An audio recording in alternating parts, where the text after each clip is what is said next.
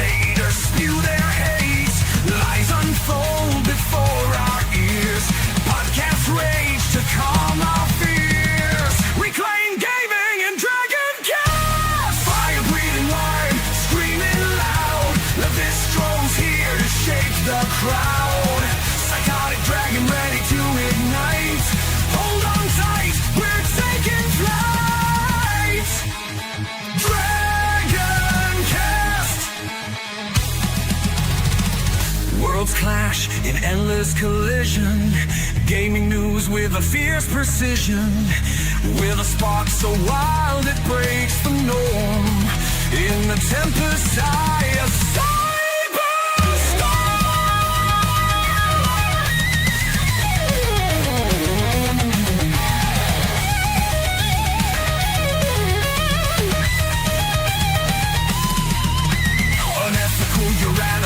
face the score.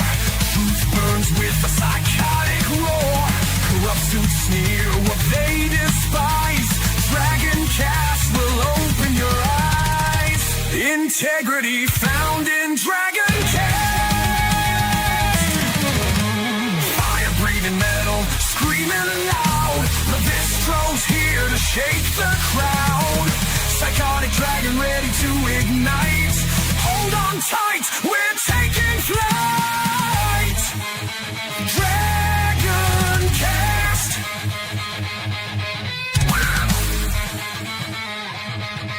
DragonCast.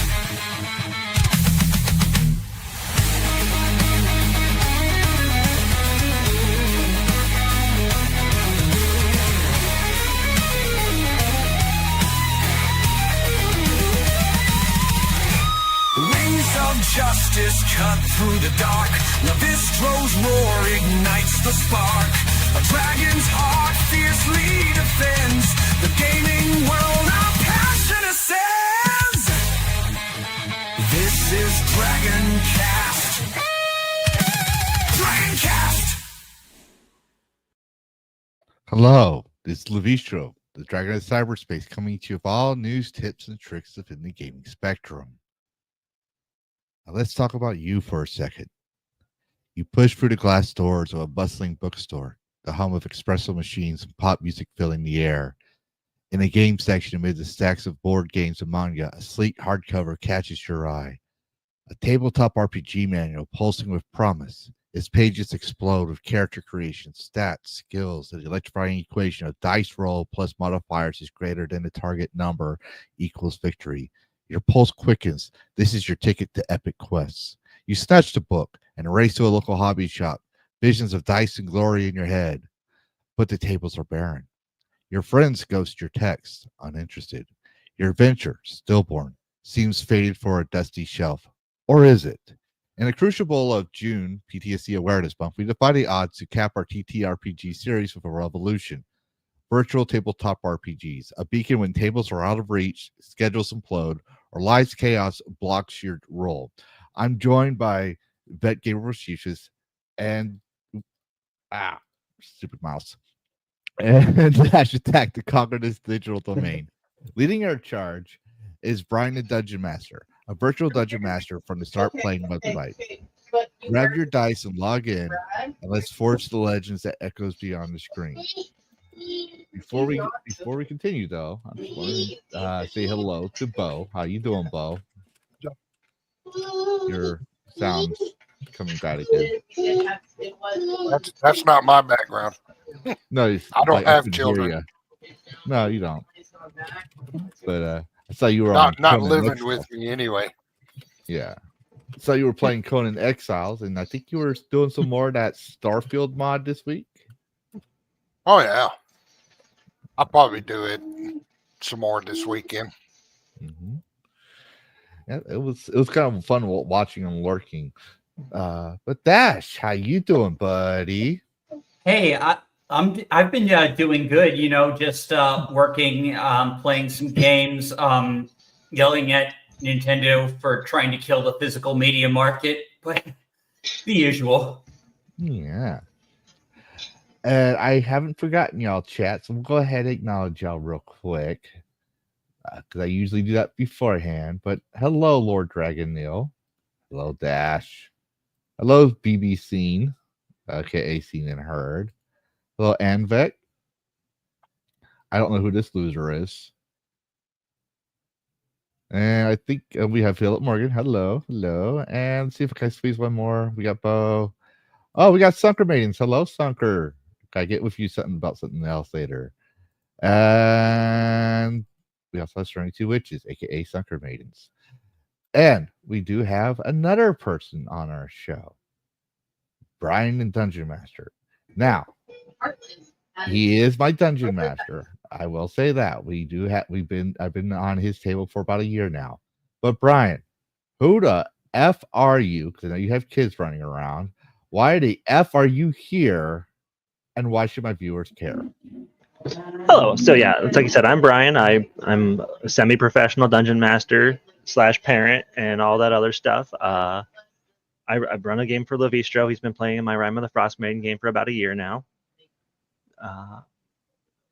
Yeah, I've done that adventure. It's fun. Yeah, they're getting pretty far along in it. They're having a great time with it, I think.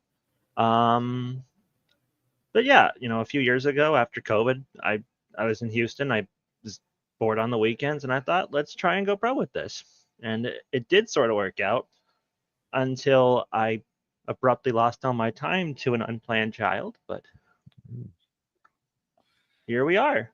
Yeah, but I will say from knowing you the past year, you're an awesome dad. I bet you we're gonna have some future dungeon masters from your children for the next generation. But Brian, before we get into the interview, I saw a video, and I think someone actually recorded our adventures, specifically Aaron's because I play a necromancer, Aaron's skeletons. Let me know how accurate this is.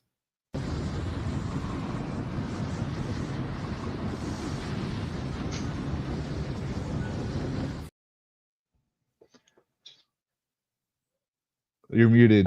That's 100% on brand. I mean, ultimately, when your character was low level, it started out as the 3 Stooges, and it's as you've gotten more spell slots, it's kind of just ballooned up to the 8 Stooges.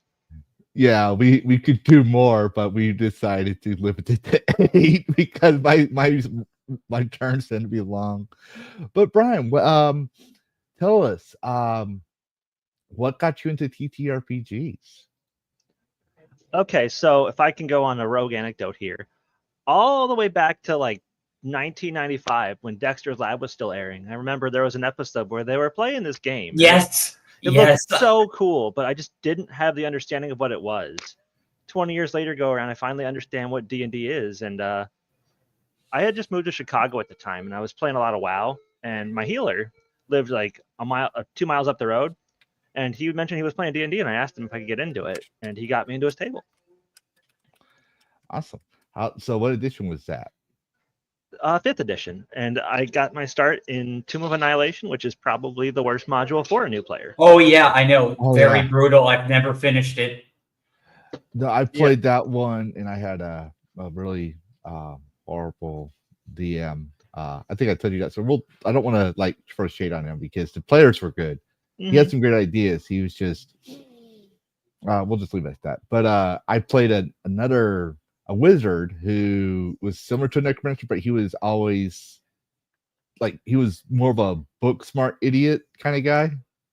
So he was studying the necrotic energies to figure out how it works, but he was not like a it would confuse my dungeon master. I was like, I never played this thing, and I just wanted to be a absent-minded wizard. And one of the scenes, I think I told you about it, but in Tomb of Annihilation, he had a home brewed character. For those who don't know, homebrew is basically a mod for tabletops, like a modification. And if we found someone dead, if we brought him someone dead living, he could make us some sort of mask or something. I forget what it was, but basically it would make it seem like we were undead ourselves. But we'd always have to do a perception check. So yeah, we'd rather do that than fight hordes of undeads in the jungle. So my guy, because in character, he goes, I have zombies, and he opens his bag of holding and dumps it out in the middle of the village. We had we also had a paladin, which was similar to Baz, one of our older players. And he goes, he's not evil. I can't kill him. He's not evil. I can't kill him. He's just stupid. Like he just like we were really in character on that one. But yeah, Tomb of Annihilation was a whole nother beast. Oh yeah, that first off, I would like to point out it's funny how that comes full circle. That's exactly what happens in the game we're playing now, and I agree. It is just an absolute meat grinder of a campaign. The DM ended up moving by the time we were level 6, and at that point, I was through 2.5 characters already. Yeah, that my last character, because I think I went for 3. I think 3 or no 4. And ironically, you would think it was the wizards that were dying. No, I got to play a fighter once. He died before level 2. Then the other one, I forget what happened to him. It was something messed up, and he was a bard, and I forget the third one because he didn't last very long. He lasted long, but it was more like I only got to play one session, so he was NPC mode because I was sick. And then when I came back, it's like, oh, you need to make another character. I was like, what? Yeah, your guy died. So I don't even know what my character was doing. Oh, that's absolutely a party foul, 100%. Yeah. But so anyways, you started with Tomb of Annihilation. How many games did you play before you said, hey, I want a DM? Okay, so I mentioned that DM had moved. Someone tried to take over, and I liked the guy, but he just really wasn't a very good DM. And within a few months, that table had fallen apart. And then I had changed jobs, which left me a lot more free time in the evenings. So I called my brothers up and was like, hey, let's run a game. And then they asked for 2 games a week. And then I was playing 3 games a week. And then COVID hit, and then I was playing a lot of D&D. Yep. I think when I played D&D, I think I told you this, and my chat might be familiar, but I grew up with being able to get the TSR books. I think I still had the Conan RPG, tabletop RPG from the 90s. And no one would play because it was a farming community, and kind of hard to go from one farm to the next and have a table.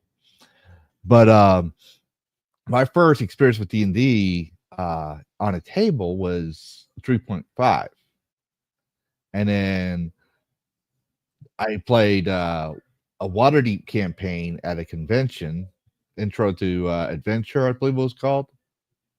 I can't remember. It was like a little, convention promote thing. Then I played what was it? Tombs of Annihilation, but there was one before that. I can't remember. I couldn't finish. Oh, the Witchlight campaign. That's right, because that's the one that we're using right now. You let my DM at that time, he was awesome. And I told you about it. But for this one, my character is a half dragon based off the 3.5 rules that we moved to 5e. But because the mechanics for 5e would have made him overpowered, we had to limit my character a lot. And he's the character. He's a necromancer. Just like his mom wanted him to rule the world and like get revenge on Urashima, all this other stuff. And he's like, becomes a teenager and like a rebellious teenager. He's like, no, I don't want to do that. I saw a house with a picket fence and I want that. So he runs around when he says, I want to raise a family. People take it the wrong way. But when we got to Brian's, and Brian will tell you probably, every time he tries to do good, it turns bad, except for one time when he does evil and it does good. Which is like, I believe it's the spirit of TTRPGs, because you could have a plan of how you're going to go through as your character, or even as a DM, but the game just throws all that out the window. Yeah, the dice really do play by their own rules. I think every time you guys try and take a diplomatic approach, it just immediately goes belly up every single time. Yeah. And that's despite like +8 modifiers for persuasion. Oh yeah. And we have a bard that's tries to persuade and almost never works. We have an artificer that probably more active than mine, and I think I came close to dying like 2-3 times. You guys have had a lot of close shapes. Like, it's statistically almost impossible that none of you have died yet. Yes, I remember the drugger, was it the drugger, the evil Durgar? dwarf, Durgar. I keep mixing those things up. Yeah, They're not these- I remember them from that adventure. Mhm. They impaled my character, and I'm a wizard. I literally had 1 HP left. So in good fashion, I decided to pull the whole drama queen on that one. And I think the best part about that was you were at full health with temporary hit points. Yes. Just got one shot out of nowhere. It was a one hit. And I was trying my best to stay out of the fray, but now I really do. I pretty much now use my skeletons as a shield wall. And it's one thing I'll say, like, if you haven't played with DMs, you'll know a good DM is when he adds your minions or pets or whatever to the story. He like the way he narrates my skeletons, it's hilarious. Like, I would give him a chance if he had a table for y'all. Oh yes, and yes, Serenity Witch is Sunker Maid. She says T-Rex saves the day. Yeah, that was another one. Yeah, I wasn't prepared for that day. That fight just kind of ended immediately. There was just innumerable goblins, and I guess you could say they got gobbled up. Yes. And then I wanted to I was really pushing the whole war crimes thing after that. I think I remember, and that one was a really good session, I believe. Yeah, honestly, most of you guys' sessions are really solid. Like, I would say that I'm very blessed to have good players that know what's important in the game. Yes. So that actually brings up another question. So most of my viewers are video games, and like I said, I do all games. So I try to cover tabletops and figurines and TTRPGs. I'm trying to figure out how to do cards later on in the future. Like, this is just my channel's a central focus on gaming. So if I was a new player, and I'm hearing this purple fucking furry dragon talking about tabletop and joking with his dungeon master about how fun tabletops are, and I'm like, geez, I want to play. What would you, as a DM, say you would make a great player for? What would be some good new pointers? Like, what does a DM look for in players? Because it is a group effort. So yeah, I think you really want to take a moment and lean into the competitive advantage of tabletop systems over video games. If you go in there thinking, I'm going to go kill monsters and get loot and get skills and kill monsters and get loot, you might as well go play Path of Exile, because otherwise your D&D that way is just Path of Exile at like 10 frames a minute. So, I mean, it's important to understand the real way to get something out of D&D is to treat it as collaborative storytelling. Exactly. So if I say main character syndrome, clearly we're not talking about Twitter, but it is a term in tabletops. What is that? So yeah, it's when players want to be the guy for everything. They want to be the first person throwing the dice at every possible skill check. They want to do the most damage, the most healing, the most crowd control. They want to be they want all the harems of women and all of the riches and treasure. They take their approach to D&D as they want to be the main character of a shonen anime, essentially. Yeah. And honestly, there is room for that, but you have to take turns doing that. Yes. Plus, you have to, like, one of my favorite things is I couldn't find a video before the stream, but there's so you ever watch TTRPG videos like Polydoodles and stuff? Not that channel specifically. Okay, but you might know this one. There's this one content creator that talks about TTRPGs and the shenanigans that go in them, and he talks about the seduce the dragon meme. And I like to remind people of this all the time, where the bard goes, "I will seduce the dragon," right? Okay, yeah. And he,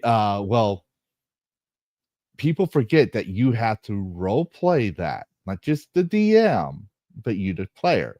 So his response for this skit was, okay, roll a d6 or something like that, and he rolls a d6 and he goes, "Oh, you got a low number, you're bottom." He goes, "Hey, wait, what?" Oh no. I mean, that's certainly one way to drive home actions have consequences. Exactly. But I'm sorry, my son was asking me something. Go ahead. Yeah, I think that touches on something I'd like to talk about.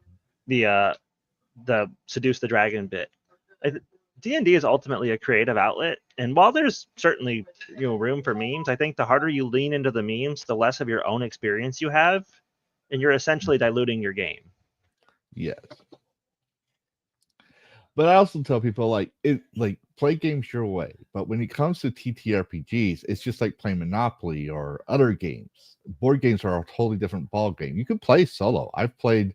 I tried to play Dungeons and Dragons solo, and when I started getting more active, like in virtual, like start playing and stuff, with the website, I found out what I knew of the rules and the mechanics and how to play and how it's actually played were two different beasts, because you're going from your own understanding. Do you find that often the case when you have new players, or I should say inexperienced players? I think the best way to make sure that people are in alignment with the rules is to have that session zero conversation where you achieve like alignment on what your game's going to value. If you do that, most of the time, if there's little discrepancy or disagreements, they kind of just iron themselves out. Yeah. Okay. I'm sorry, I'm reading something here. So when it comes to disagreements, and iron things out, sometimes things can't be ironed out. I would believe, like, there are times for the players, you have like some people call the rules lawyer, you have your toxic players, you have your toxic DMs. What do you say about people who may be in the window looking in, watching all these videos, reading all these forums, never put their toe in the water, and they're afraid they might be the toxic player, or they might be too strict, or they might run into that kind of a nightmare? What would be your advice on that?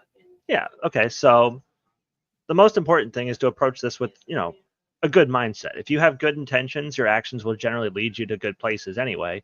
But again, achieving alignment, everyone being on the same page, ironing out that main character syndrome before it ever gets started. Those types of things are extremely important. What else would I say? I mean, this one's really important. No D&D is better than bad D&D. If you have a campaign you don't want to play, it's going to become this horrible thing that takes up your whole Monday night or your Saturday afternoon that takes 3 hours. You got to have time before and after it. If you're not excited about doing it, it's just going to wreck your day. So don't be afraid to walk away from a table where you're not having fun, and also vet your tables. I would never let a player into a campaign without getting into a voice chat and talk to them for a few minutes. Yes. And don't forget, people, we are live on Rumbles, as Scene points out. So, but yeah, so I have a question. If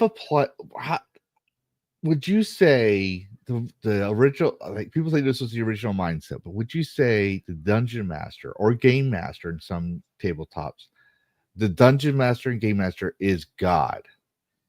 Would you find that to be the case? I don't know if I a would. Dungeon master? I think I agree with the sentiment, but not necessarily the nomenclature. But one of the first things I tell DMs when they're learning is I point to the Dungeon Master's Guide and say, this is a tool. It's not the Dungeon Master, you are. Ultimately, when you get some experience and you understand what your players want, that should supersede what the rules say if you're running a game for the right reasons. Like if you're, crazy sadistic dungeon master that's there to make your players cry, maybe that's not true. But if you're trying to curate a game for your friends or whoever you might be playing with, and your goal is to genuinely give them a good experience, trust your gut and take some chances, experiment, and find out what people like and do that. So it's more so all the questions people would ask, and I grab all these from my own worries when I first came in, as well as what I would read in forums where people would ask me, and it seems like the common theme for your answer is cooperation and being willing to cooperate, and when you can't, walk away. Oh, 100%. I mean, I would venture that probably applies to almost everything in life, not just D&D. What was the weirdest? I had this written down in my. I think I told you earlier today. My contacts. I'm missing my contacts. My glasses broke. But what is the weird? Yeah, here we go. What is the weirdest experience you had as a DM? Like, you do not ever want to have this ever happen again, and it came out of nowhere. So do I have to tag spoilers for modules, or am I good to just go with it? You do you. Okay. He says spoilers. If you're worried about spoilers, I'm sorry. We talk as nerds, so we don't do the spoilers thing. Fair enough. Tomb of Annihilation came out over 10 years ago. It's fair enough. Yeah. But last warning, spoilers for chapters 4 and 5. When you get to the lost city of Omu, it's recommended that you have the villain drop in and just kind of heckle the players a little bit, just make them aware of it. One of the players knew who the character of Sararak was, panicked, and tried to make a deal with him before he was ever threatened. So, I thought, let's run with that. And I made him commit to a deal where he was incentivized to kill people, because that's what a Sararak would want. And that eventually spiraled into him killing innocent people in front of his party members, and we had to retire the character over it.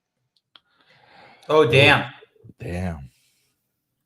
Yeah, the second I left, it happened at the very end of the session, and I got out of Discord, let my dogs out, brought them back in, looked at my Discord, and there was like 35 unread messages. My game shop has a no evil characters rule on it, just because to avoid like stuff like this. And had I my realized character would definitely not be allowed in your thing, even though he tries to be nice. Yeah. Had I realized it was going to go that way, I never would have started that. But it was sort of just bad decisions compounding on bad decisions. It wasn't necessarily evil so much as multiplicative stupidity. Yes, was that the player doing it, or is that you? So the player just chose to do that straight up. He misinterpreted the verbiage of his contract that he would die if he didn't do it, and so he panicked and made bad choices. All right. So how did the table, like, obviously you retired the character, but how did the table react to the player? So I basically made it my mission to be the go-between for all of that contact or communication, just to smooth it all out. People were mad, but it was a friend group, so it wasn't like we were gonna just be done being friends over a D&D game. Mm-hmm. Yeah, I think that's another thing, because like you forge friendships. For example, I knew Sunker Maidens or Serenity Witches, however you prefer, or Layla, as she's called in our table, from the Common Nerd, who she co-hosts with. And she also has her own streaming platform. I've known her for a while, but I didn't become friends with her until we were at the table. Another one that you probably see in the chats, people, is Shadow Warden. He's also in there with us. And we developed our friendship from the table with Brian. And we would joke, and I won't lie, I was always nervous because I don't get a lot of experience. I'm playing a necromancer. I'm still learning all the spells.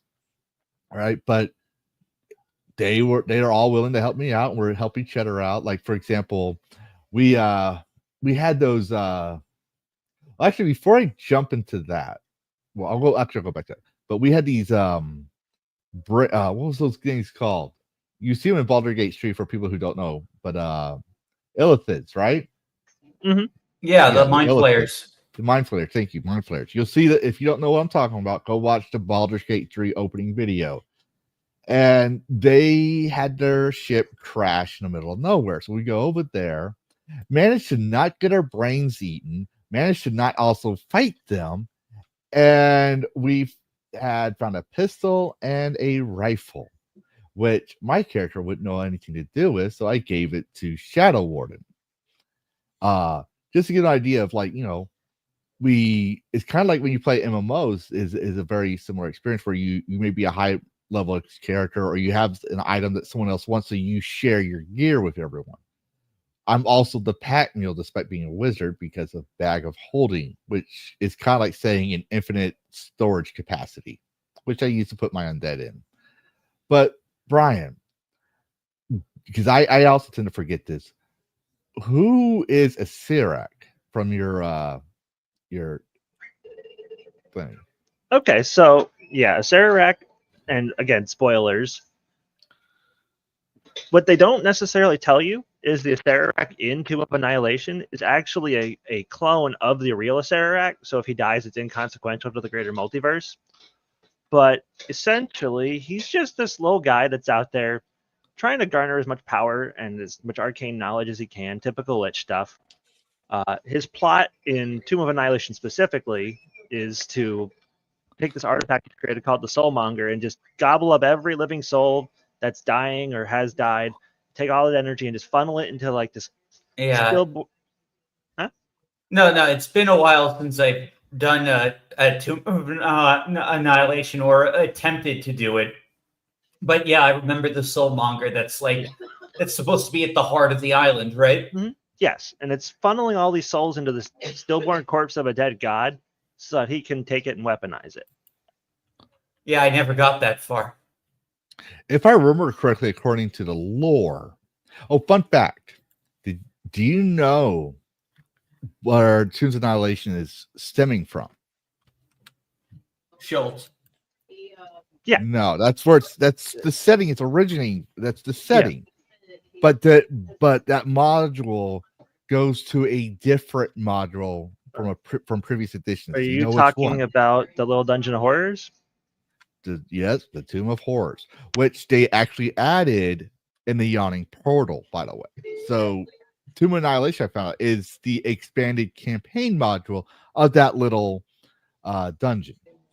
Yeah.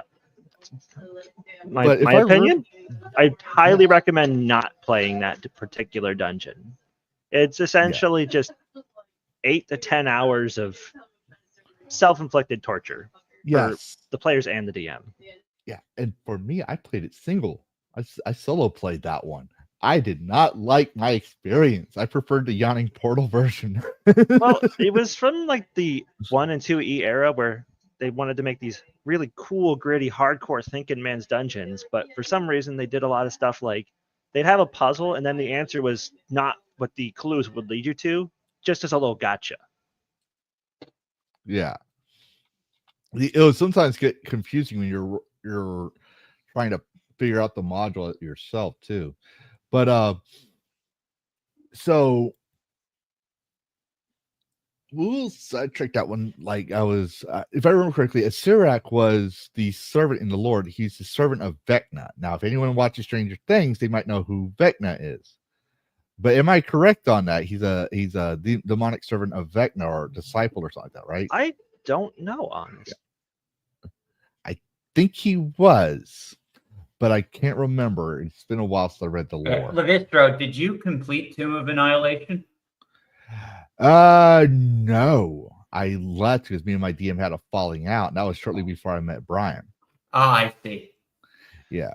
For those who don't know, not like he's I got sick, and I'll play the game. But my son got sick this one time, and I told him I can't make it. My son's really sick, and family first. But he had this mentality of, no, I'm a professional DM. You paid for this slot, you have to pay me. And I froze my card because I knew he was going to charge me anyways. hoping that we wouldn't have that case. He did so. And then he says, "You owe me this money." It's like, no, couldn't make the table. I told you I'm not going to be there in advance per the start playing policies. And I tried to work it out with my DM, but he made it to where I couldn't play another game until I resolved that. So I had to have start playing. The staff at start playing resolved that. And I told them everything and all this stuff. And they said they actually told him he was in violation of their policies. And they absolved me of the my obligation, so to speak. And I think a month after that, I met Brian, which I came. One thing I learned is when you're new. Pro tip for me as a player, I wouldn't say I'm experienced, but I'm experienced enough to know this. When you go to DM, it is your responsibility as the DM. The DM's going to say, "Okay, hey, I'm going to host this campaign. This is what I'm going to do. This is this stuff." But it's up to you to ask him questions like, do you have an issue? You need to go and ask them that. Like, I have parenting responsibilities. My kids might get sick. If I can't make it, can we work something out? Like, that's your job as a player. Would you say that's around the ballpark of what a good player should do with their DM, Brian? Or yeah, I mean, that's just an apology for the dog. Someone rang the doorbell. Yeah.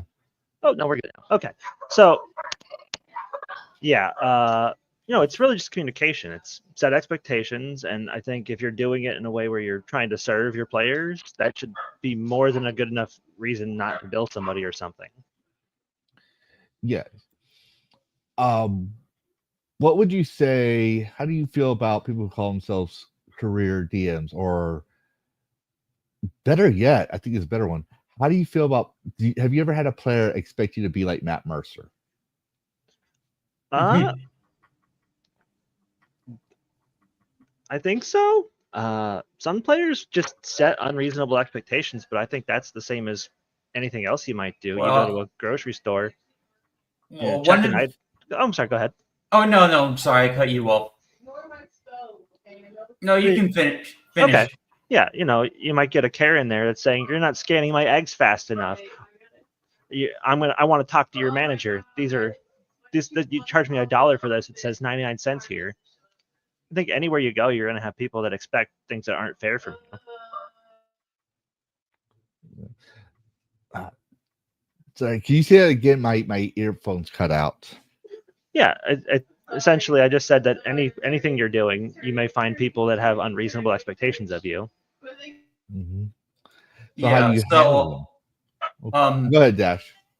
Yeah, so like what Lavistro said about Critical Role, like a lot of people found out about D&D through Critical Role once they got popular. I've never really seen an episode. I've seen the Amazon show and kind of liked it.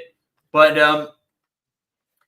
yeah, like the big criticism is that people thought the way Matt Mercer plays Dungeons and Dragons is how D&D should be played. And that kind of conflicts with a lot of other different styles. Yeah, and there's no right or wrong way to play as long as you're having fun. And part of that is just cultivating relationships with people you play with. I mean, if I go in there and try to run a theatric game for a player that just wants to go in and chop people up, they're not going to be happy. But one of the upsides of it is, you only need a few people around a table, so you can absolutely sit there and cherry pick who you play with and who you don't play with. Here's a question. How do you feel? I can't remember what D&D calls them, but I call them stress cards. So imagine you're in a dungeon and you, the DM, are narrating that you had this whole epic thing planned out. You narrate the horrors that they see in this dungeon, the blood on the walls, the graphic details, all that stuff. And then a player says, that stresses me out. And he doesn't want to play it no more, or he doesn't want you. So you have to change everything. How do you feel about that? Do you feel like that was something that could have been avoided?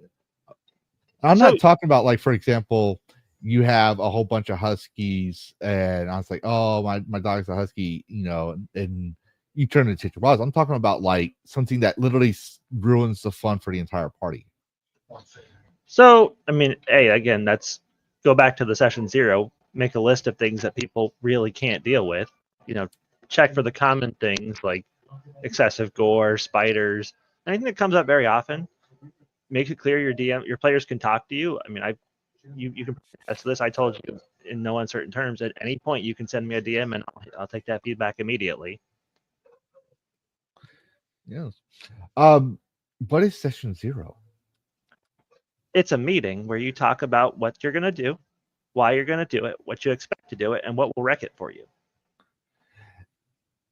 Now, that's also where we usually plan our characters out, depending on the DM and stuff like that. But that's usually normally what I've experienced. That's normally what session 0 is. And start playing. Some DMs charge on that session. Do you charge for session 0, and how much do you charge per session? No, I do not, because it's not a game. It's a quality control tool, really. Okay. And go ahead. Sorry. And ultimately, it's a tool for me as well. Like if I'm sitting here and I'm talking to someone that's clearly going to cause a problem, that's my chance to realize that and eliminate the problematic element before I get started. Exactly. Like for me, I think we've talked about it. Like I have, combat issues, so I'm worried about, seeing things revolving around kids. And like me, I don't want to ruin the party on that one. It's like I really like to play, so I would always say, hey, if we had this thing, can you give me a heads up and I'll just put my character in NPC mode that session, because I don't want to deal with that. But we never had that problem. I don't believe. I don't think we've had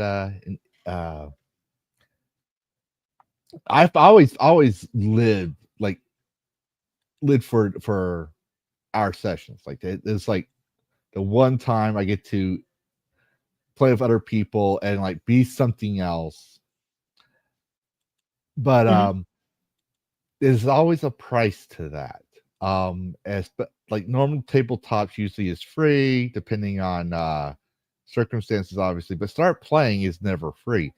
So Brian, everyone that wants to play a game session, right? You start playing, it's obviously helping you support your hobbies, your interests, and your families. It's a side hustle, I would assume, to you, right?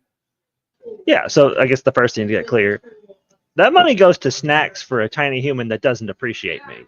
But yeah. So I mean, it's ultimately about presenting people with enough value that it's worth their money to do it. If I come in here and run a crap ass game where I just read from the book page for page and do nothing to innovate or build on that or make it worth your time, I mean, not only should you not pay me, you shouldn't want to play if it was a free game. Exactly. But how much do you charge? You charge like $100 a session, and how many sessions a month?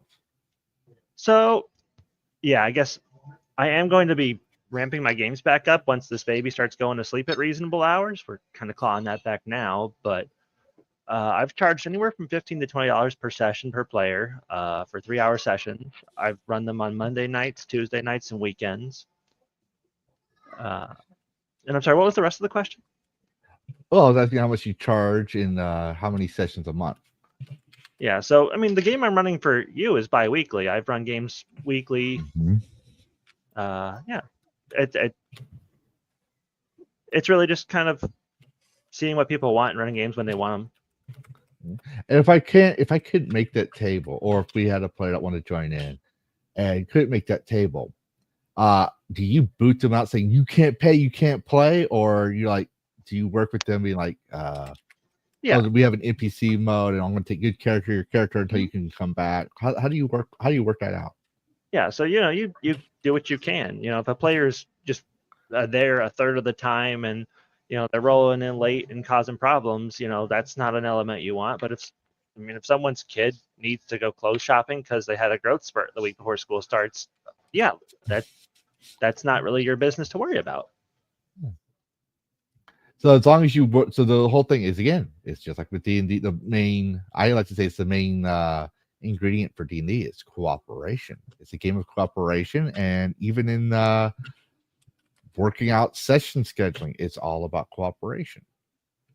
Absolutely.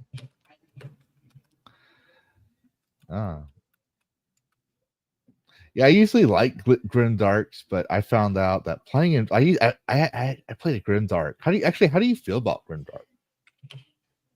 To be honest, I've only seen the spell content and the feat content and all of that, which I think it really pushes the limits of power and what I would accept for players to use, but I really have no issues with it. Mm-hmm. What's your?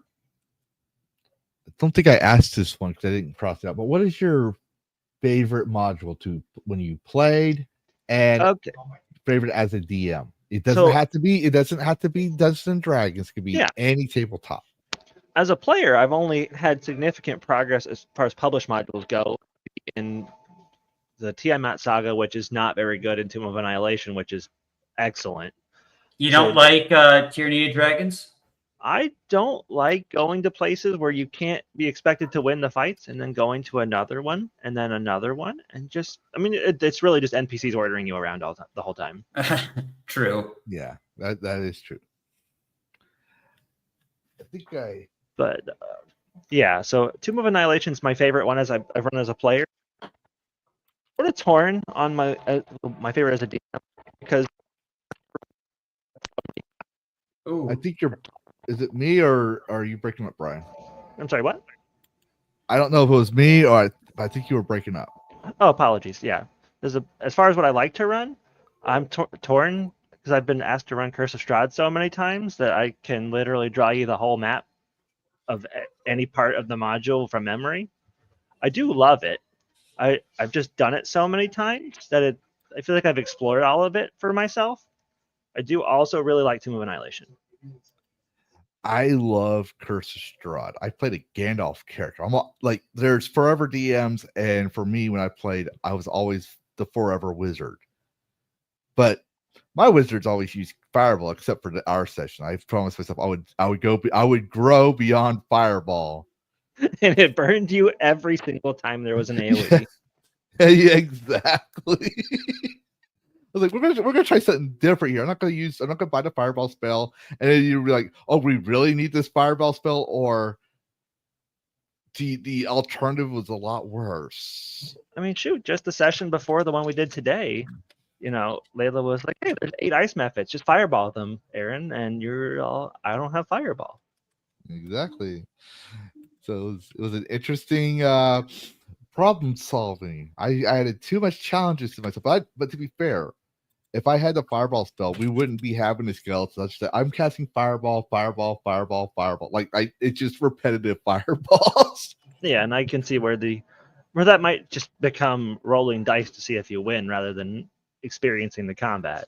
Yeah, that's also why I don't have Magic Missile. It's because those were my fallbacks.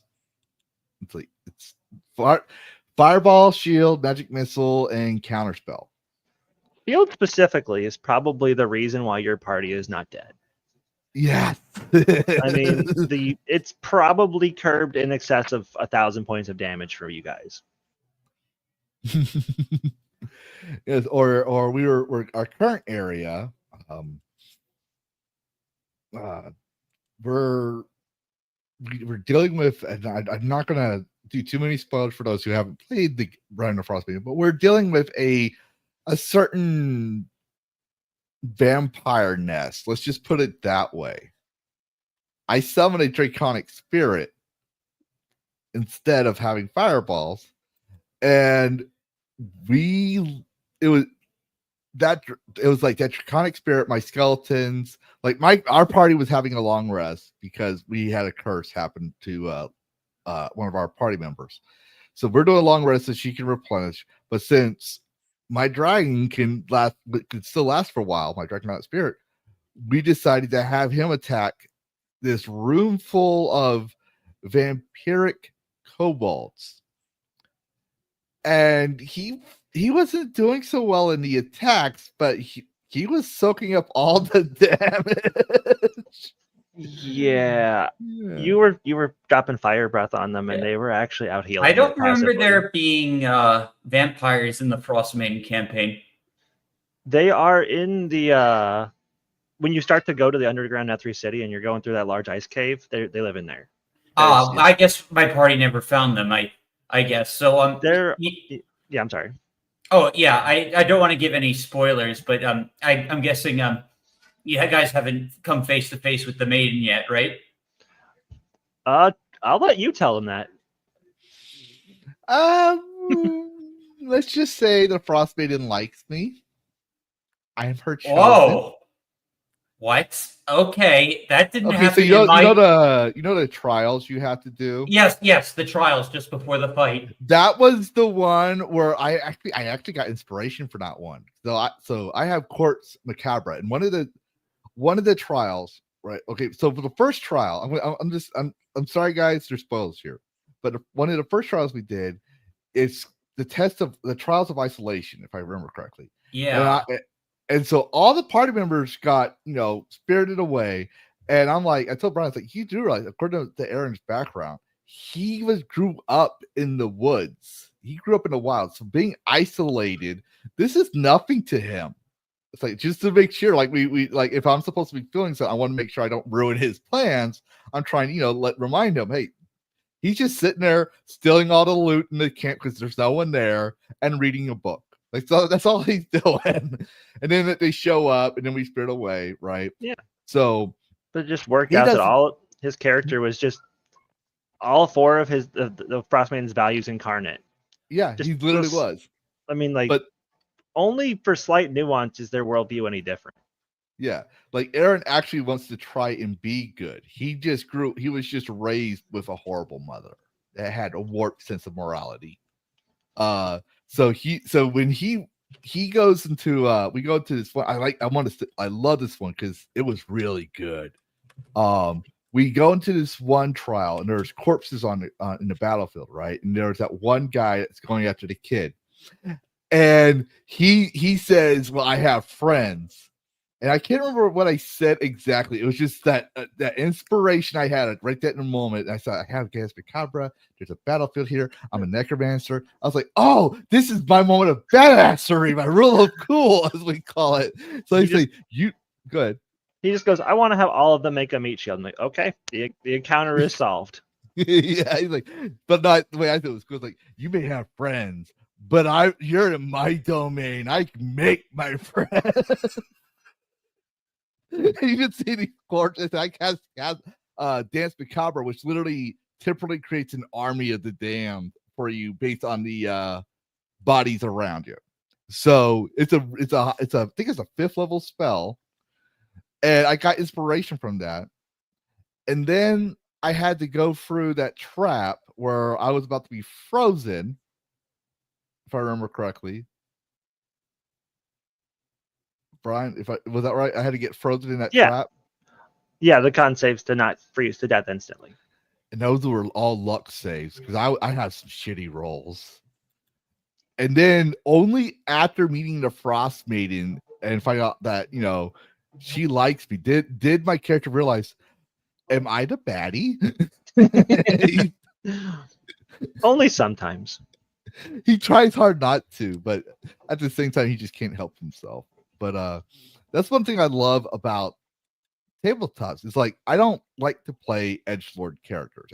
There's people that come in there like, I'm gonna be a necromancer. And they think when you be a necromancer, you have to be like this edgelord, no one likes me badass person. My character, he hates the cold, he's cranky, but he tries hard to be with the party because he really wants to be good. And I think that works well with the party because we've had some really good fun. But I think my favorite dynamic is when we had that paladin, the Bahamut, because my character worships a 3.5 Pantheon, a dragon Pantheon by the name of Null, who has different names.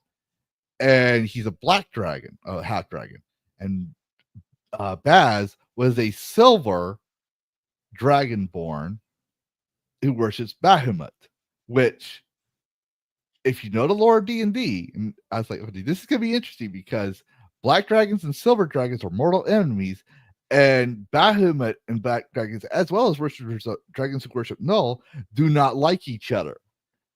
So it created some really interesting conversations where every time Iron wants to do something, Bath's like, no, we're not doing that.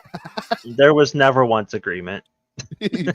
But I do think the as much as the players, but I can't remember his name, but as his player, got along. We were having fun. I think towards the end, the two characters did have a mutual understanding before he had to leave. Mm-hmm.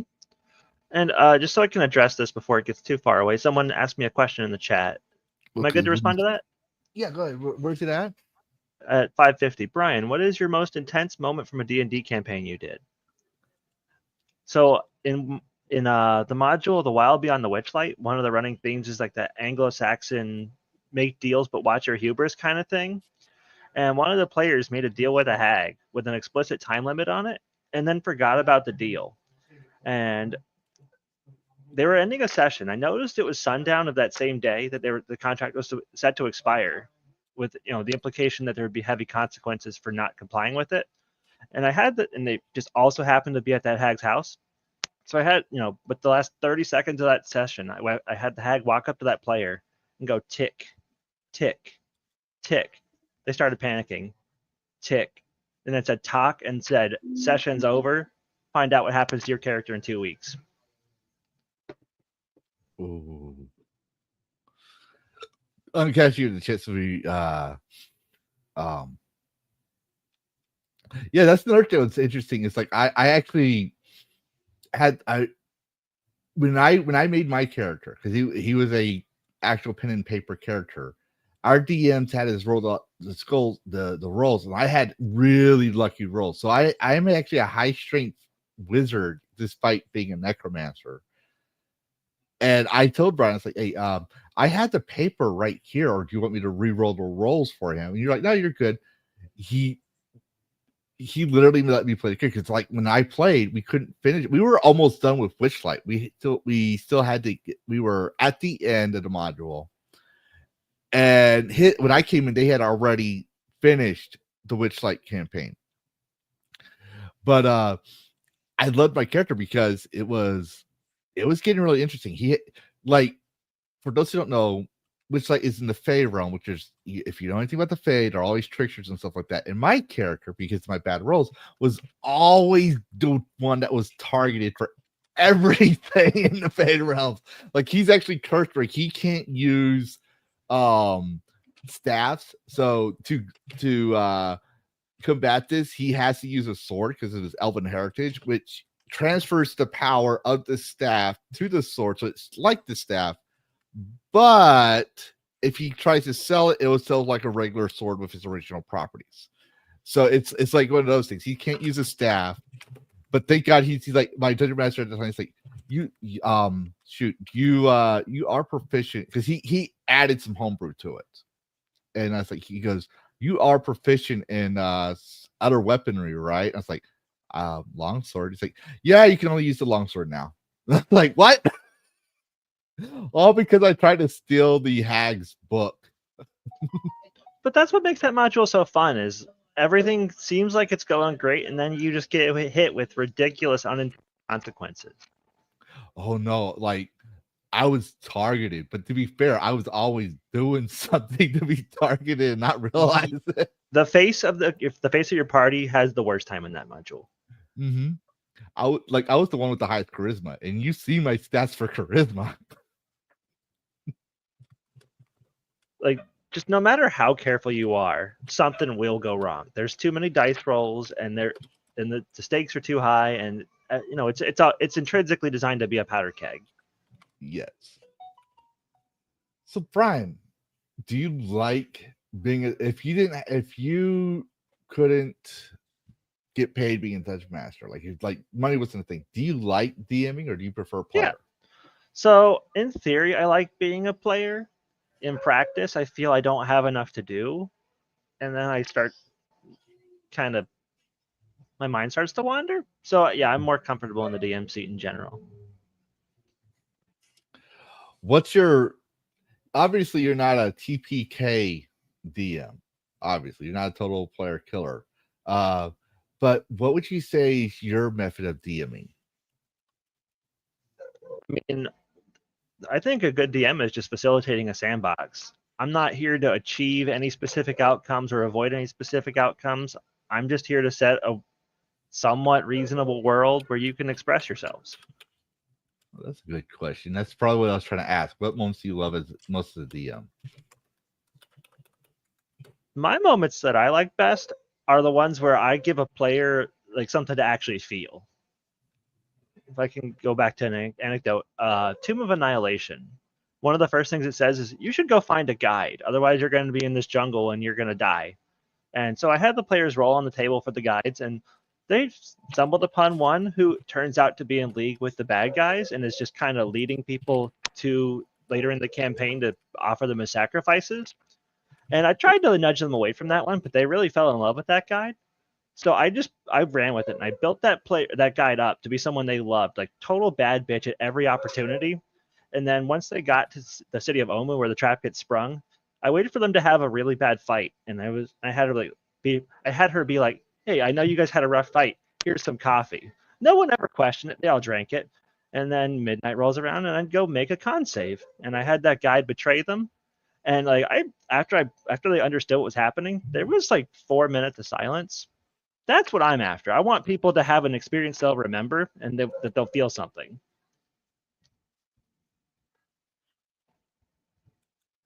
Awesome. Have you ever watched? You reminded me of a content creator. Have you watched Puffin Forest? Absolutely. So you know exactly who I mean when I talk about Captain Morgan. Mm-hmm. Yes, you were reminding me about that. Like, do you love creating crazy characters like that? I find that the crazier the character, the more the players tend to love it, just automatically. You could have this well fleshed out character with a huge lineage and all the backstory in the world and a compelling narrative. And then as soon as there's like some little guy that is selling apples to make his mother, happy, they'll drop everything and go after that little guy. Exactly. Like I use the background for my characters, but that's usually keep me in focus. Like I think, for example, TTRPGs are great customability. Some people don't need a background story, but then like you said, my mind tends to wander.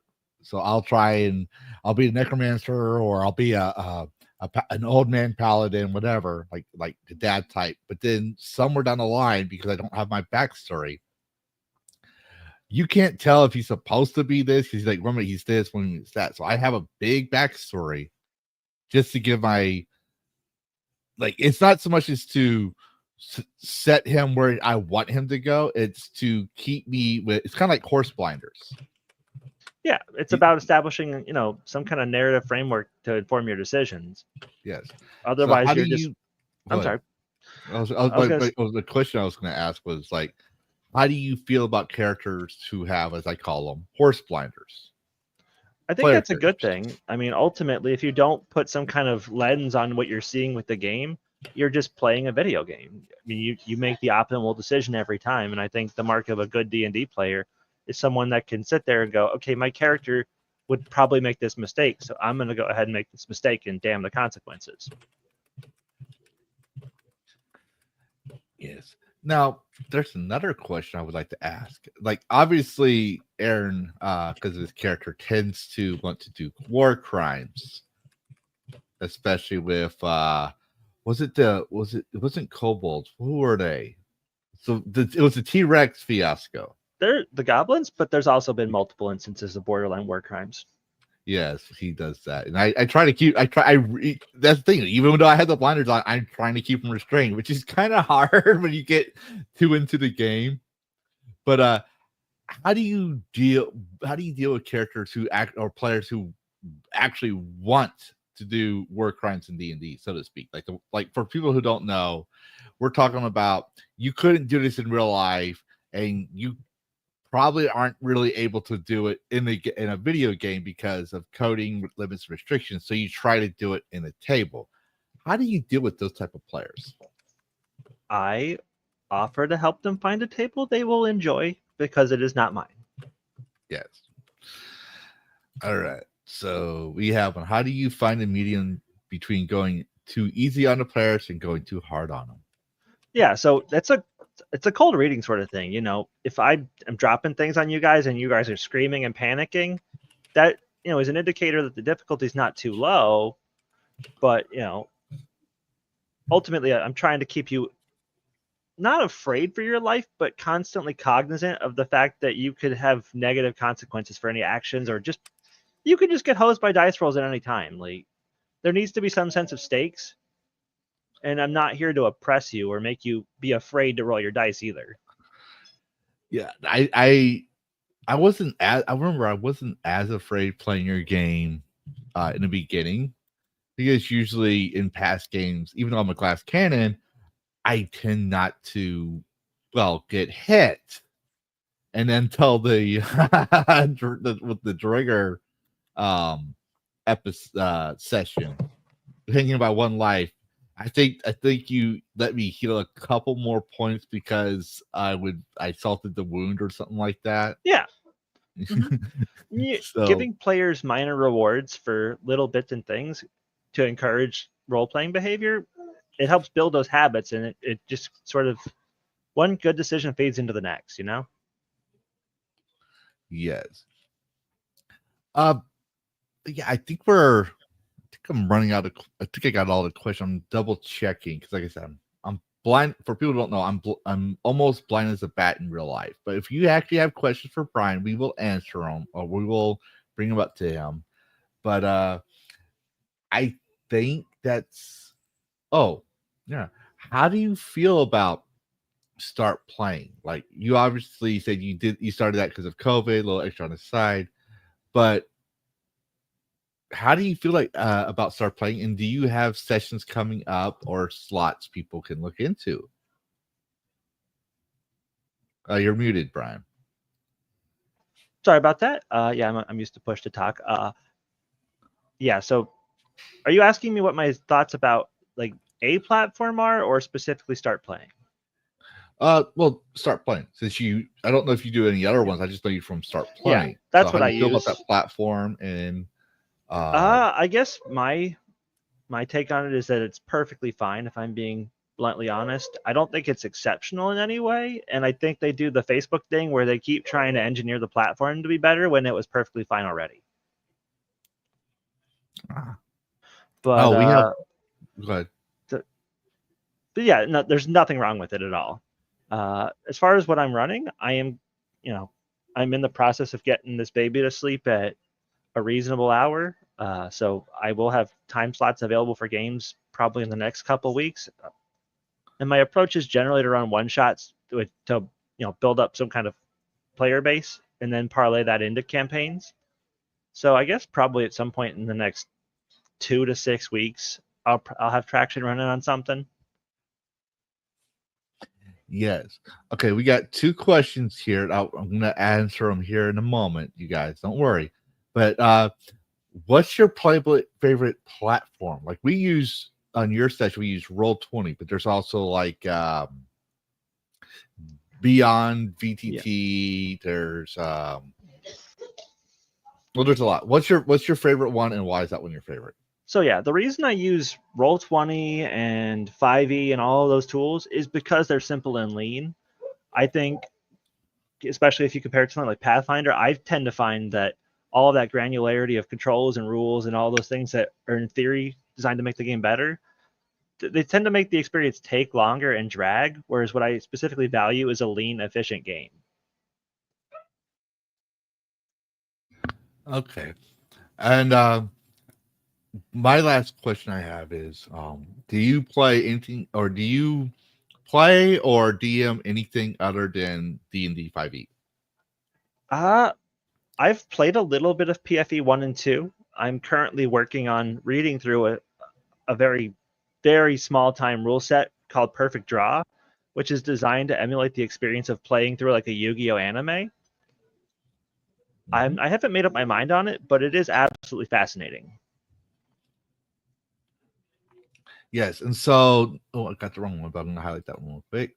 Philip Morgan asks, "What was one of your favorite moments from D&D?"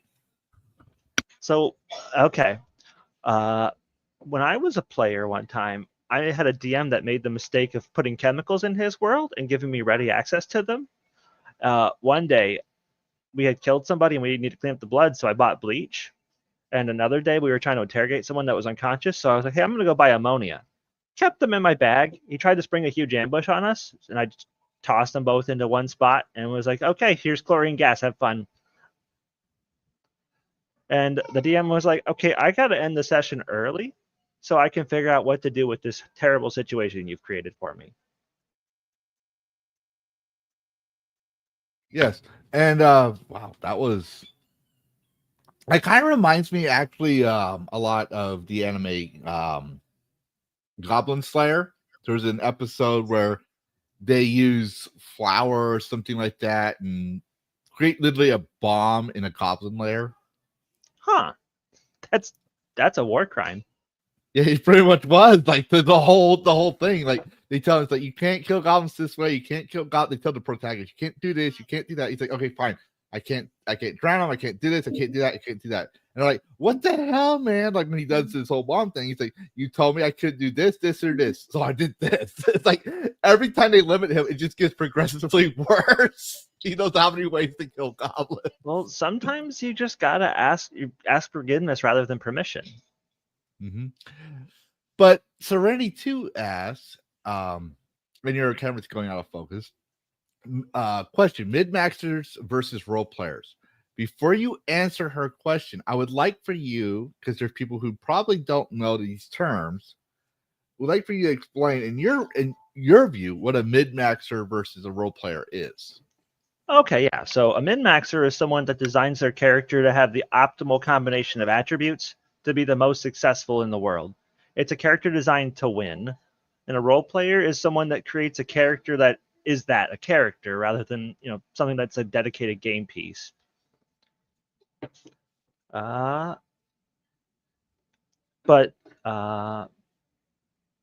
lost my train of thought there.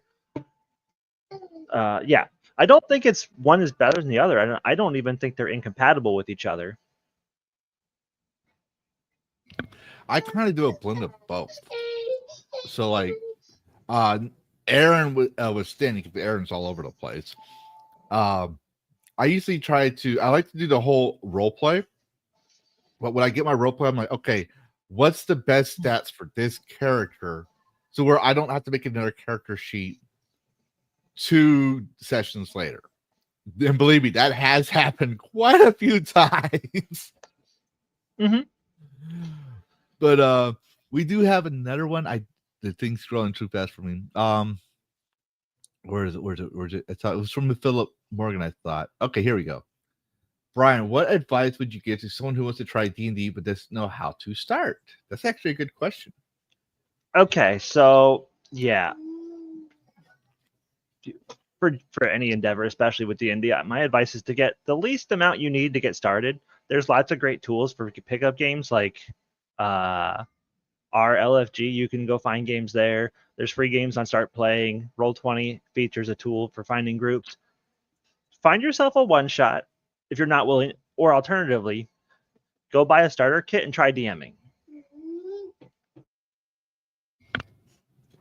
Oh, speaking of DMing, so you know about the new edition of D&D. So you start out with 5e, like me, well, kind of like me. But then now they have D&D 5e Advanced or D&D 1. It's 5.5e, people are calling it. I'm playing a game in it right now, and but my DM is cool, so we're not really doing anything lame with it. Yeah. But how do you feel about the newer edition of DM? The one that says it's going to be the DM to rule D&D to rule all D&Ds. Because they originally called it D&D 1. How do you feel about that latest? Admittedly, I haven't done my homework on that as much as maybe I should have. I generally lean against the changes. I think that they're designed to create more of a sanitary, safe experience than something that is, innovative or engaging or exciting.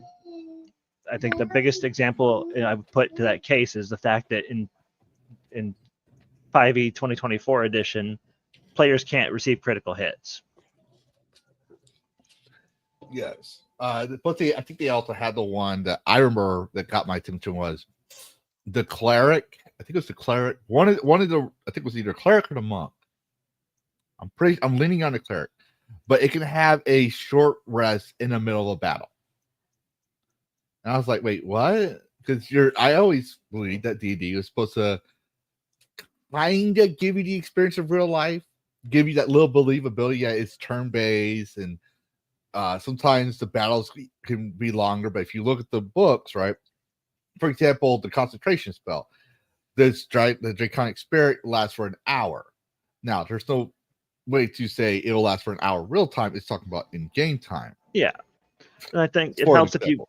if you see 1 minute, maybe track that. But if you see 10 minutes or hour or 8 hours or till long rest, I just look for natural breaks in the narrative. You know, if you go from one room to the next, I'm not going to count the turns on your 10-minute spell if you're continually fighting battles. But you know, if you have a 10-minute spell up and you stop and read a book, that's probably a significant enough, break point to consider that spell terminated. Yes, and what my thing is like with the short rest for the short rest mechanic, I think people end up making fun of that thing to oblivion. But they had the cleric to take a short rest, like, yes, hold up, like, and the kobolds was saying, no, hold up, I'm taking a short rest. He has to wait until I finish my nap. Like that was the joke, the running joke about that mechanic. How do you feel about the ability of having short rests? And for those who don't know, short rest is like where you can replenish your HP, spell slots that you use for spells, because they don't use magic points, they use spell slots. Even though there is a mechanic for it, it's just not commonly used. I don't even use it. How do you feel about that? Not as a dungeon master, but as a person who has experience in D&D, how do you feel about a short rest in the middle of combat? I mean, it's just not correct. But I also think it's one of those things where they've kind of just pumped up the scaling of power more and more. Intrinsically, when you have a game like 5e where you keep releasing books, every time you release something, either the content will be irrelevant or it'll increase the average player power level. So I think we answered this, but Miss Sparkle points out she wants to play D with people so bad, but I've never played and I don't know anyone who would play with me. Where would she find a table? If you want to play, well, if you talk to Ironcaster, we're not doing D&D currently, but we're doing a game called Fabula Ultima. So, like, we have our Ironcaster runs his own tabletop group. If you contact him on X. Mm-hmm. But would she find she find a table amongst your things in the future, Brian? Yeah, I mean, I can't see any reason why she couldn't. All right. The new rules of that D&D 5.5 system. Yeah, like I haven't looked at it too much, but I started noticing some new books coming out. Now, Brian already knows. Most people probably already figured it out, but I collect anything dragons. And so there's a module, if we have time, we'll talk about later, that came out for 5.5, and it's quests of dragons. So basically there's quests revolving dragons, like playing dragons or finding it, like everything's about the dragon instead of Draconomicon or like the thing about the history of dragons. Which if people really think about it, when you read like the 3.5 or the 5e, the dragons of D&D, yeah, they're powerful, they're majestic, some are evil, some are good, but they are really, even with the older editions, like kobolds are basically dragon offspring. There's lots of different dragon offspring types out there that people don't realize that are intermixed with another creature. Let's just put it that way. Okay, hold on. No, Chris is boring. That was too quick for Brian. Oh, here we go. There it is. So Randall JS says, Brian, what's the most creative multi-class you've seen a player do? Okay, so that multi-classes happen a lot. I've had a player go Barbarian before, and that worked out to be pretty fun. Barbarian. Mm-hmm. Just go in, rage, toss around bardic inspirations. That sounds interesting. Actually, if Aaron, we had to retire, he bites the dust. I actually want to try Barbarian, but I'm gonna literally try to make a Conan Barbarian. Mm-hmm. Yeah, I mean But it didn't work out wonderfully because Barbarian's already a class that really needs 3 different stats. So adding a 4th to the mix is a lot. yeah, no, I'm just going pure Barbarian, not Barbarian. I don't know if I could do Bard. But have you ever had any experiences with Lovecraft roleplay? I've always wanted to do that too, Philip. Yeah, so I've been a player in an Eberron game before. I've actually run sections of that. There's heavy Illithid themes there, which I do consider to be Lovecraftian. I think Curse of Strahd is definitely adjacent to that. And I think the Illithids just kind of pop up in most of the modules for no special reason. Yes, I do believe that even Gary Gygax pointed out he was inspired by Lovecraft when he added or TSR. Back in I don't remember if they were in the first edition, but I know they were in the second edition. And I remember watching an interview that was on YouTube. I have to find it again. But it was an interview archive video from the 90s. You see the wood. I know it's from the 90s because they had all the wood panels from, like where there's all those like artificial wood panel things on walls. So back then, they had some guy with Gary Guy because he was they were talking and he says, "Yeah, I created the elephant from Lovecraftian elements. So like I wanted to add that to D&D." Yeah, and so I was like, "Oh, go ahead." Oh, I absolutely love that stuff. One of my big inspirations is Darkest Dungeon. And, that's really just like sort of the poster child of grim, harsh, uncaring, Lovecraftian horror. Mm-hmm. And Serenity asks, Brian, how do you feel about prom? But, it's super lame, but I'll probably check it out a little while just to laugh at all the normies or whatever. So for people who don't know, so Sunker Maidens is big on TTRPGs. And we got to remember, there's people that probably don't even know what we're talking about half the time. That's why I try to pause and ask define elements. Could you explain what she means by prom? Or do you even know? Okay, I'm sorry. I saw the JK and assumed it was literally prom, so I don't think I understand the question. Okay. No worries. I didn't know either, but I thought I was assuming prom too, but you made it sound like you like go to the actual event. I was like, okay, this is something that I'm not even aware of. And okay, and you have a good day. I kind of want to find a Dune table, so I'm enjoying Dune Awakening right now. Yeah, how do you play? Do Dutch Pesters play video games, or do they just stay tabletop? I'm not. Again, I'm not sure I understand the question. Okay, I was saying, do Dungeon Masters play video games, or do they just stay tabletop? Like, I mean, I play video games. Absolutely. Have you heard of Dune Awakening?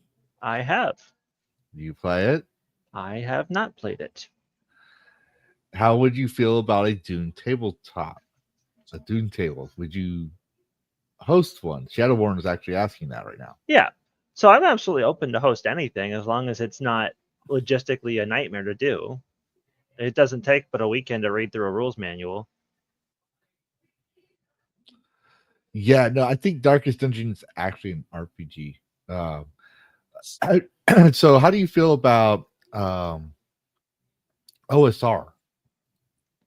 OSR? Old School Revival. Like RuneScape? Oh, I guess you don't know that much. Okay, so Old School Revival is basically back. I don't know when it started, but I want to say it was when 3.5 or 3.3e DD3e came out. They felt like it was going away from the spirit of D&D, so they created Old School Revival. And now that's becoming a popular fallback because a lot of people feel like D&D thinks that Hasbro has lost its way. Yeah. The leadership has been making bad calls. So how do you feel about alternatives that still use, say, the D20 system? Like, for example, one of the games I'm interested in playing, if I ever can have the time and find the time and table, is Castles and Crusades. It's not exactly OSR, but people put it in that wing. So, I think there's certainly room for almost any number of systems that might come out.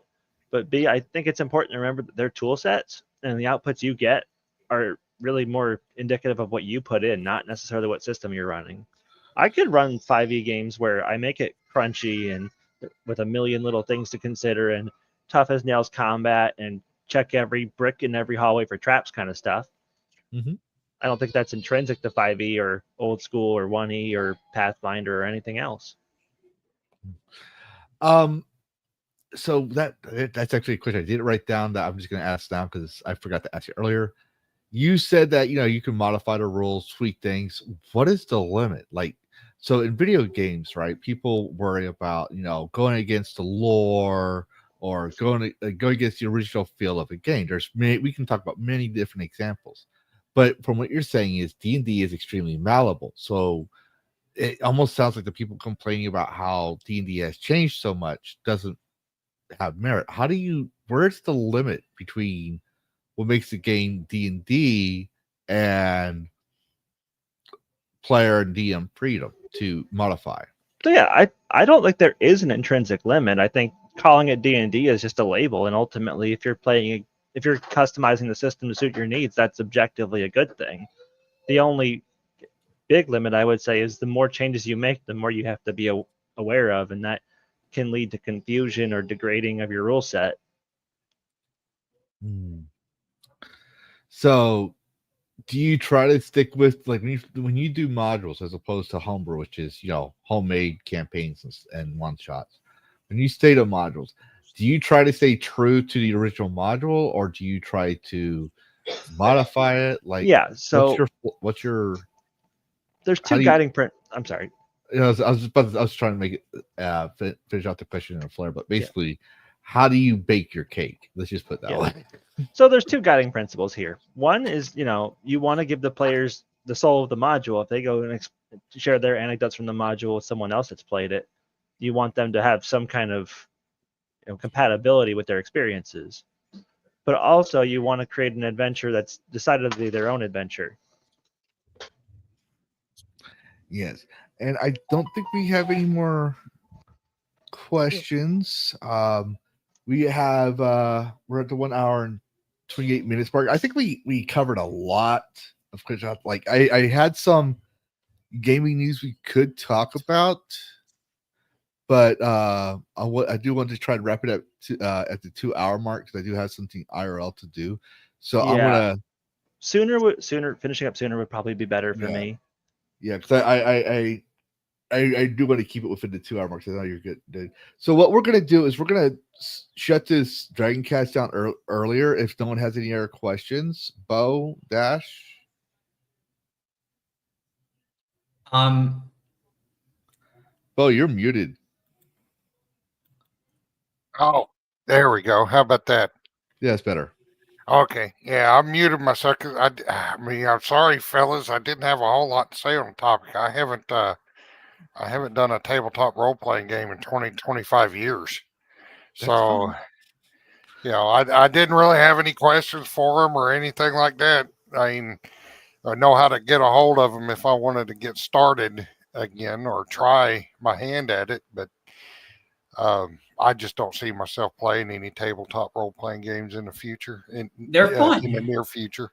They're fun. I play tabletop regularly. And if anyone check out Ironcaster's channel, he does, and the T-shirt Historian also. They're both they both focus on tabletop.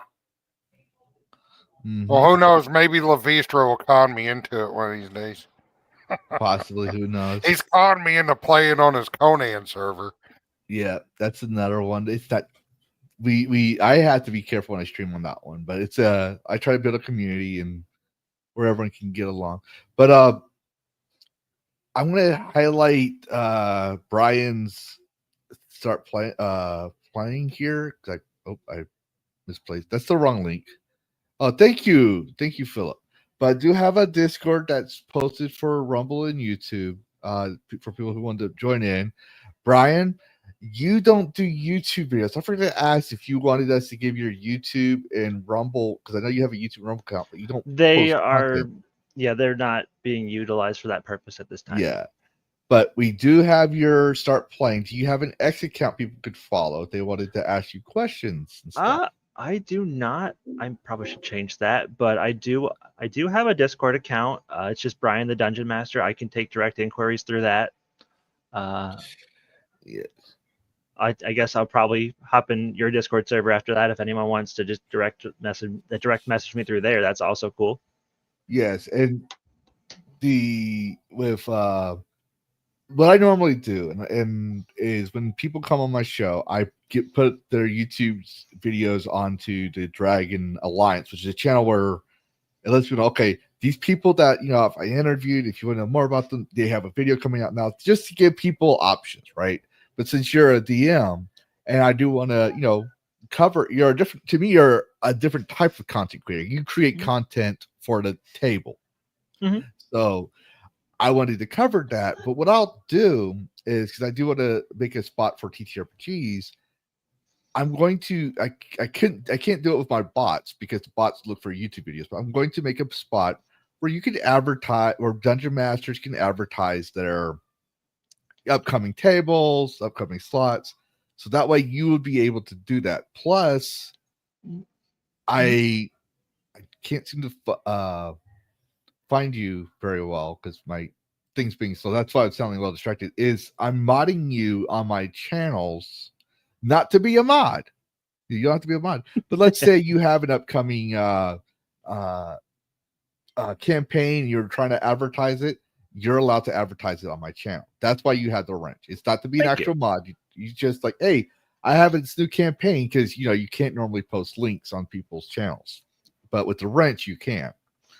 So, yes, that being said, I do believe we will still be closer to 2 hour mark. So this is the time of day, and I don't even think I would actually, before we do, because I do think we have enough time for this, and I want to make this. I would feel bad if we never do this.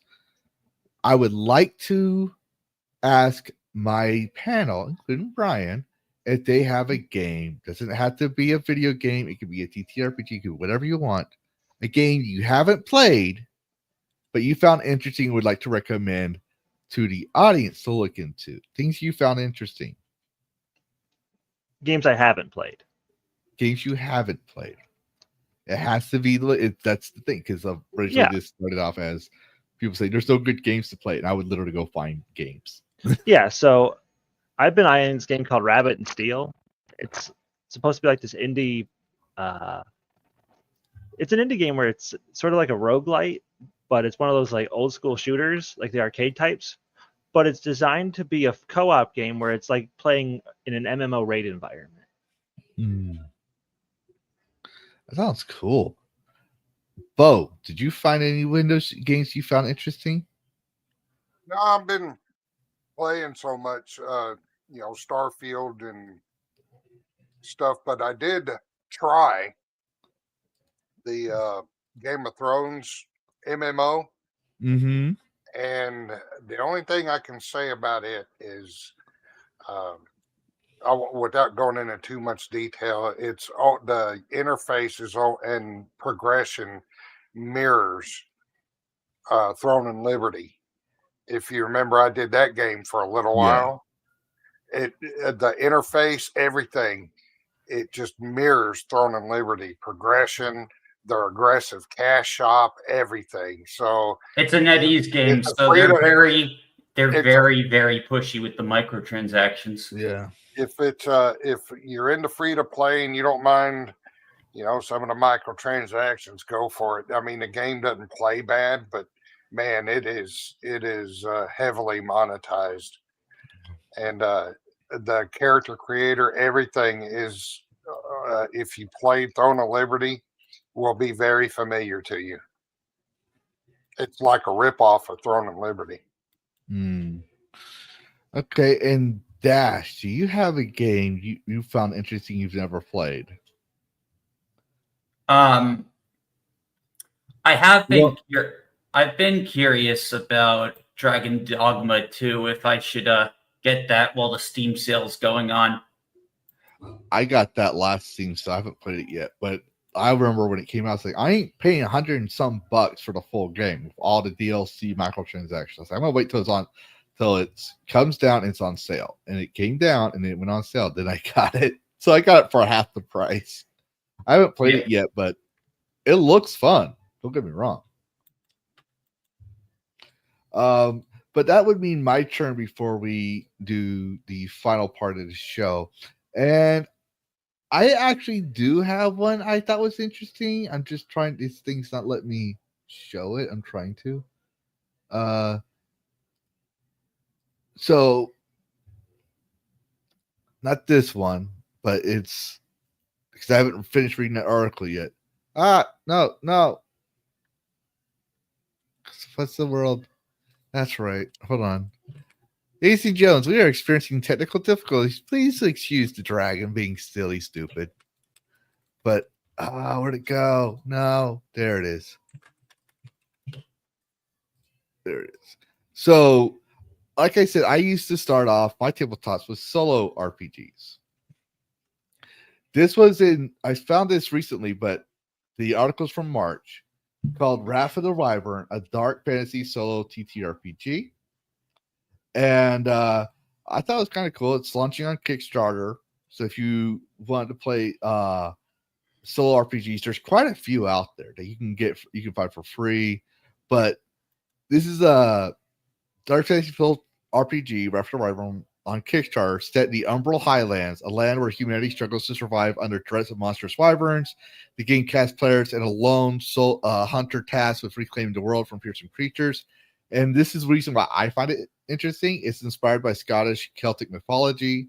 I love Celtic mythology. I mean, in Conan Exiles, I'm role-playing as a Pict. So there's that. But the game blends exploration, survival, and tactical combat into a solo RPG experience. It introduces a fate card system, which replaces traditional dice rolls. This system, powered by the Fury engine, is designed to create fast-paced strategic and cinematic encounters. You navigate an open-world hex crawl, making decisions that influence the fate of the Highlands. So I thought it was good, but like I normally don't do card style TTRPGs, but you got Wrath of the Wyvern, which is close to a dragon for me, is in the Highlands. They call it The Witcher meets Skyrim, but mainly, Scottish Celtic mythology, which for me, that's something I enjoy. Gas Station Simulator? Yeah, no. No, I don't want to play at a gas station. But yes, so that being said, and thank you for your patience, Brian, and thank you for coming. But this is the time of the day where the middle rowdy spins and we learn morality, whatever. Or in our case, it's the time of day where the guests of honor kicks out all the panelists and the host and shills his shit. Okay, yeah, a deer in the headlights moment. Yeah, I'm a semi-professional dungeon master. I will be looking to run games in the near future. I start playing in a Discord have been shared. If you have interest in running games, or you want to request games, or you want to know what I've got going on, please feel free to reach out to me on any of those. The games listed on Start Playing are not going to be comprehensive to what I will be running shortly. So yeah, I'm going to be building from there, and I would like to know what you want to have run. So feel free to reach out to me with your requests and or feedback. That's all I have. Okay. That being said, again, thank you, Brian. I will definitely be adding that page shortly after DragonCast, so that way you can advertise your stuff, as well as other players who are looking for tables or DMs and want to broadcast on my server. There's a channel for that. So thank you again for coming.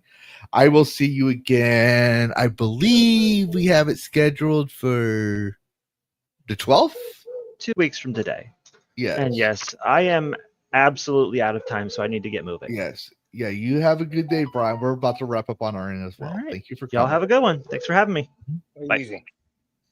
All right. That being said, this is the final day for the TTRPGs for PTSD awareness. As you can see from the banner, we had the crisis line for those who are in a crisis, as well as I would say we would all appreciate you finding, if you're having trouble, to get help. We would really, especially if you're one of our viewers, even if you're not, we would like to see you come back and hope that, especially with Bo Chip, because Bo, I believe you're the one that you said you do your stuff with for veterans and service members, if I remember. I mean, neither one of us are professional counselors, but Yeah. if you can't get help immediately, send us a message, and we'll talk to you.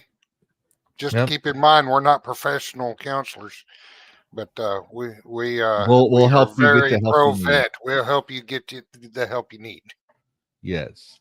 And that being said, we're going to do our final outros and final thoughts. So, Bo, I this was a curveball for all of us because but I was going to tell y'all we had my IRL issues that happens, but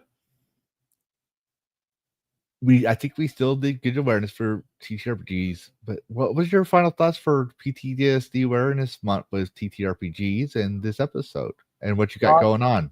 I think gaming always helps because gaming can, you got a problem and it will be there when you're done gaming, but at least gaming will allow you to ease your mind and think about something else for a little while, whether it be a video game, a role-playing game. And I've talked to people that had been in some very dark times and had very dark thoughts, and the biggest video game, I'm not sure about role-playing game, but the biggest game that everybody said that brought them out of their funky thoughts was Mass Effect, the Mass Effect series. Oh yeah, Mass Effect. I mean, that was a big game to a lot of troubled vets to play to help them get through things. So whatever video game, whatever game you want to play, if gaming is your outlet, man, just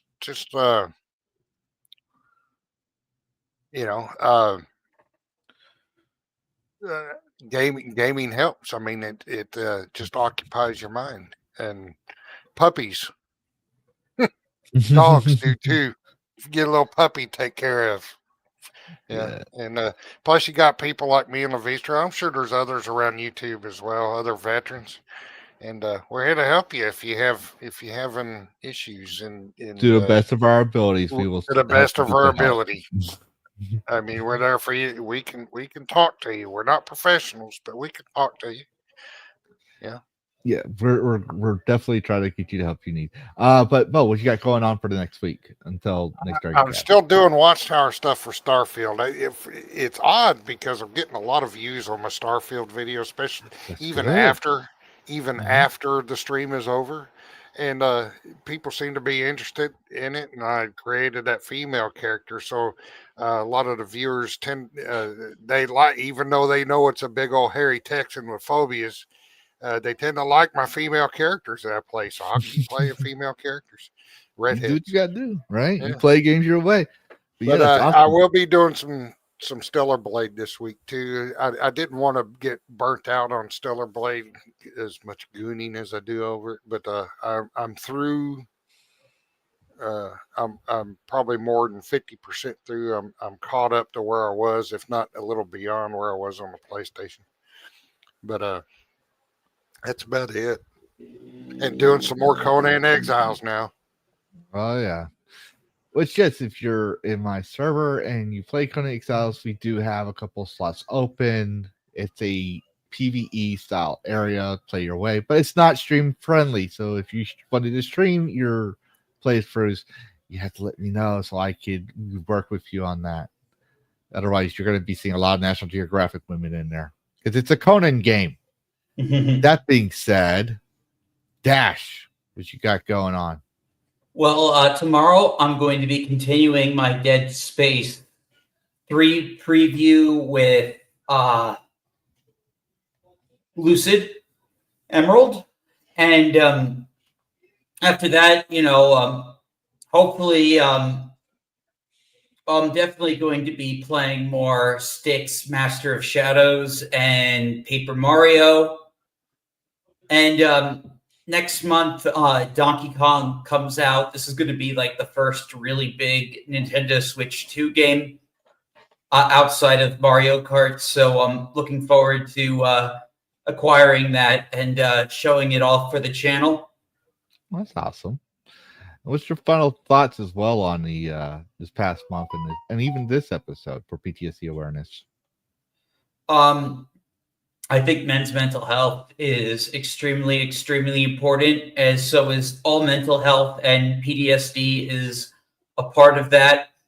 I think we need to, I don't know, make have mental health more priority for people. So, and as for the episode, this was really fun. I love tabletop RPGs. It was cool meeting Brian, and it was cool, like reminiscing about some of the campaigns I've done in the 5e. Exactly. Now, let's guess it's my turn. Oh, actually, yeah, it is my turn. Okay, so I wanted to do, for those who don't know, I don't like to do politics and preach to the table, but I always told myself, because I hated people bitching about Pride Month and not offering an alternative, knowing that there's PTSD awareness and mental health month. So I'm not throwing shit at other streamers, but I promised myself that if I ever did this, and I didn't ever think I would, but if I ever did this, I would do PTSD awareness. So I had to put my money where my mouth was. That's why when we had Cinevere on, I think she was the last one we had for before PTSD awareness month, we talked about Dungeons and Dragons and mental health and lead up to TTRPGs. But as next year, we will still be having PTSD awareness, mental health month. I hope. I wish I had all kinds of people lined up. Unfortunately, real life happens, and I had to deal with my own mental health from that. And well, Dungeons and Dragons is one, and Conan the Exile is another. That's why you see me streaming that. And I do think it's very important because, as we all know, as the song says, I'm a psychotic fucking dragon. Psychotic, meaning my mental health is bad. But I would like to do more PTSD awareness month stuff next year. Because I don't think it's a political thing. I think it is something that branches across all genders and politics, especially men's mental health. It's important that we showcase the value games have in our mental health. It literally helps a lot. But that being said, I'm probably not going to be streaming tonight. I still have some things to do today, which will drain me too much to stream. But I'm going to start streaming RuneScape Dragon Wilds because that was gifted to me. So we'll be starting that soon. Next week, we had the real Tomby on. So if you know who Tomby is, he's a British person. He's also a British veteran. And he's also very awesome to chill and hang out with. And he's going to be starting off our Freedom Month because what better to celebrate the 4th of July weekend on July 5th than having a British military vet on your show with a bunch of Americans. That being said, I should be having gaming videos coming up later in July. I'm still just wrapping things up IRL, so I'm sorry for not posting new gaming videos, but we will be back onto that. But I will stream when I can, so just keep an eye on my Rumble or YouTube video platforms, wherever you watch this. And you'll know if I go live, and it'll probably be sporadic unless it's at night. That being said, y'all have a good night. Happy gaming. And Dash and Bo, I'll see y'all next week. Good night, everybody. Take care.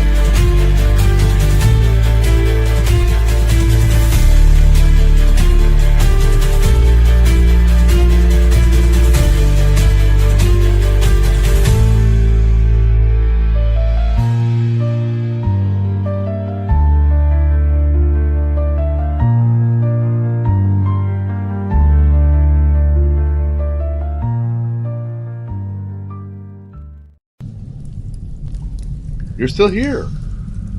What? You thought there'd be a post-credit scene or something? This isn't a Disney movie. Show's over. Go get some sleep. Play a video game. Watch another YouTube video. I gotta take care of the dragon meat and possibly get some sleep myself. Goodbye all, and thanks for watching. And happy gaming.